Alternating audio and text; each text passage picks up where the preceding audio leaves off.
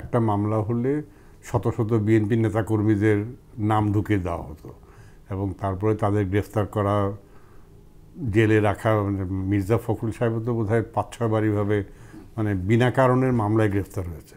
তো ওইটা তো আরও বেড়ে গেছে। এখন একটা হত্যা মামলায় 100 জনের কম আসামি হয় না। মানে 100 জনের নাম দেয়, 150 জনের নাম দেয়, 200 জনের নাম দেয়, তারপরে আবার আরও ধরেন অজ্ঞাতনামা 400-500। এটা তো হতে পারে না। মানুষ নিশ্চয়ই খুন হয়েছে, তাকে হত্যা করা হয়েছে, নিশ্চয়ই তার জন্য দোষী ব্যক্তি আছে। কিন্তু যখন আপনি এজাহারের মধ্যে 250 জনের নাম দিচ্ছেন এবং পুলিশ এটা গ্রহণ করছে, এখন এখানে যে বারবার বলা হচ্ছে যে কেউ এসে যদি 150 জনের নাম দিয়ে মামলা করে পুলিশের কিছু করার নেই, আরে পুলিশের আইনে অবশ্যই করার আছে। আমি কালকে থানায় গিয়ে বললাম যে গত রাতে আমার বাসা থেকে এরোপ্লেন চুরি হয়ে গেছে। তো পুলিশ তো আমার এই মামলা নিবে না, কারণ পুলিশ বলবে যে এটা তো অবিশ্বাস্য, আপনার বাসায় এরোপ্লেন, আমি যতই বলি আমার বাসায় এরোপ্লেন ছিল, সে তো মামলা নিবে না।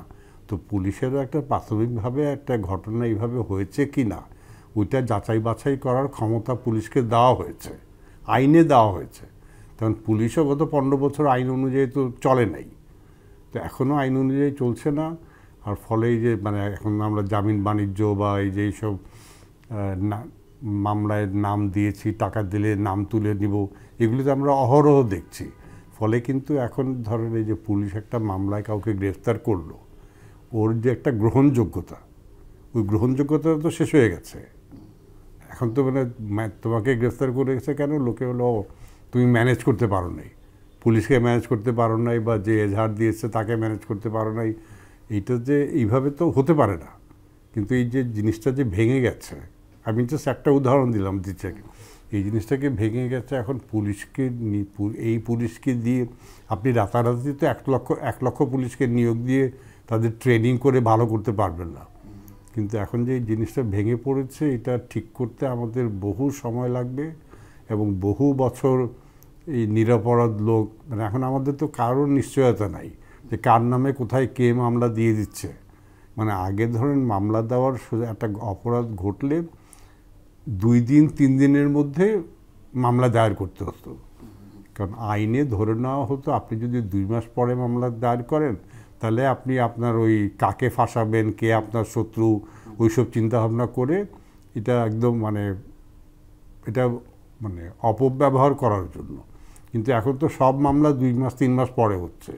তখন এইটা যদি আপনি ধরেন নতুন সরকার আসলে সে যদি বলে যে 2 দিনের বেশি মামলা নিতে পারবে না, 2 দিনের দেরি হলে ঘটনা, এটা কার্যকর করতে অনেক সময় লাগবে। ফুটবল খেলার উদাহরণ দিই। ফুটবল খেলা আমরা মানে কতগুলি সাধারণ নিয়ম জানি যে ধাক্কা দিলে ফাউল হবে, হ্যান্ডবল হবে, অফসাইড হবে। হ্যাঁ, একটা খেলার সময় 2-4 বার ব্যর্থ হতে পারে, হয়তো ফাউল করেছে রেফারি দেখে নাই বা অফসাইড হয়েছে, কিন্তু পুরা খেলার মধ্যে যদি আপনি এই নিয়মকানুনগুলি একটুও না মানেন, ফুটবল খেলা হয়তো ঠিকই হবে, কিন্তু এই ফাউল করে, হ্যান্ডবল করে, অফসাইড করে যদি আপনি চলতে থাকেন, তখন ওই খেলার পরবর্তীতে যারা খেলতে আসবে তারাও মনে করবে যে এগুলি করে তো খেলা যায়। ফলে আবার ওটাকে ফুটবলটাকে নিয়মের মধ্যে ফিরিয়ে আনা কিন্তু দুরূহ হয়ে যায়। মানে ওইভাবে যদি 3 বছর 4 বছর 5 বছর লিগ চলে, তারপরে ধরুন নতুন ব্যবস্থাপনা এসে বললো না এখন আগের নিয়মে মেনতে হবে, তখন তো সবাই একটা আপত্তি, হ্যাঁ আমরা তো 3-4 বছর এইভাবে তো ফুটবল খেলেছি। তো আমার দৃষ্টিতে এই ব্যত্যয়গুলি এত বেশি হয়েছে যে এগুলি হিসাব মিলানো একটু মুশকিল হয়ে যাবে। প্রত্যেকটা মামলায় এক পক্ষ জিতে এক পক্ষ হারে, কিন্তু তো যখন যেই পক্ষ জিতে সে টেলিভিশনে বলে আমি খুব খুশি, আমি ন্যায় বিচার পেয়েছি, আর যেই পক্ষ হারে সে তো সাধারণত বলে না আমি ন্যায় বিচার পাইনি, আমি উচ্চতর আদালতে আপিল করব। অর্থাৎ প্রত্যেকটা মামলায় প্রত্যেকটা রায়ে এক পক্ষ খুশি হয়, এক পক্ষ নাখোশ হয়।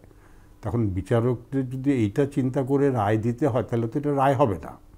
আর এটা চিন্তা করতে হচ্ছে যে কারণ আমরা তো দেখছি এখন মানে অনেক রাজনৈতিক মামলায় কি রায় হবে ওটা মামলা কিছু না শুনেই আমরা বলতে পারছি। আর বিচারকরাও যেটা মানে বাধ্য করা হয়েছে যে ধরো আমাদের, আমি কোনোভাবে তাদের পক্ষ নিচ্ছি না, কিন্তু ধরুন যে পুরো আপিল বিভাগকে একদিনে মানে শেষ করে দেওয়া হলো, এইটার যে ফলশ্রুতিতে এর পরের সরকার আসলে বা তার পরের সরকার আসলে এই কাজ যে করবে না, আমরা তো একবার খারাপ কাজের পথ দেখিয়ে দিয়েছি। এটা চিন্তা ভাবনা করে অন্যভাবে করা যেত। হ্যাঁ, তারা পক্ষপাত দুষ্ট ছিলেন, নিঃসন্দেহে, এটা কোনো মানে দ্বিমত নাই। কিন্তু পক্ষপাত দুষ্ট হলেও তাদেরকে 2 মাস 3 মাসের জন্য ছুটি দিয়ে আস্তে আস্তে সরিয়ে দেওয়া যেত একটা নিয়ম নীতির মধ্যে করে। কিন্তু এখন তো ধরেন ওই যে আবার কতজনের বিরুদ্ধে 12 জন বা 15 জন, তাদের বিরুদ্ধে অভিযোগের সত্যতা আছে, কিন্তু অভিযোগ হয়েছে বলেই বিচারপতিদের আপনি বিচার করতে দিবেন না। এগুলি অন্যভাবে চিন্তাভাবনা করে জিনিসটা করা যেত, যাতে মানে সাপও মানে মরতো, লাঠিও ভাঙতো না। কিন্তু আমরা সাপ মারতে গিয়ে এখন লাঠি ভেঙে ফেলেছি। মব ভায়োলেন্স সম্পর্কে আমরা যত কথা বলছি, উৎকণ্ঠা প্রকাশ করছি বা এটা নিবৃত করার কথা বলছি, সেই তুলনায় সংখ্যালঘুদের ব্যাপারে কিন্তু এই ধরনের কথাবার্তা হয় নাই বললেই চলে। আর একটা কী জন্য হয়েছে, আমরা মনে করি যে সংখ্যালঘু নির্যাতনের কথা একটা অনেকের অবচেতন মনে ধারণা জমে গেছে, এটা বোধহয় ভারতীয় প্রোপাগান্ডা, আসলে কিছু হয় নাই। আর সরকারের তরফ থেকেও এগুলি স্বীকার করা হচ্ছে না, বলছে যে হ্যাঁ 2-4টা হয়েছে, কিন্তু এটা তেমন কিছু না। তো এইখানে আমরা নিঃসন্দেহে জিনিসটাকে মানে ধামাচাপা বললে হয়তো বেশি বলা হবে, কিন্তু আমরা এটাকে যেই গুরুত্ব দেওয়ার কথা, যেই ব্যবস্থা নেওয়ার কথা, সেভাবে নিশ্চয়ই মানে নিচ্ছি না। এবং সংখ্যালঘুদের আমরা মানে যেই তাদের প্রোটেকশন দেওয়া আমাদের দায়িত্ব,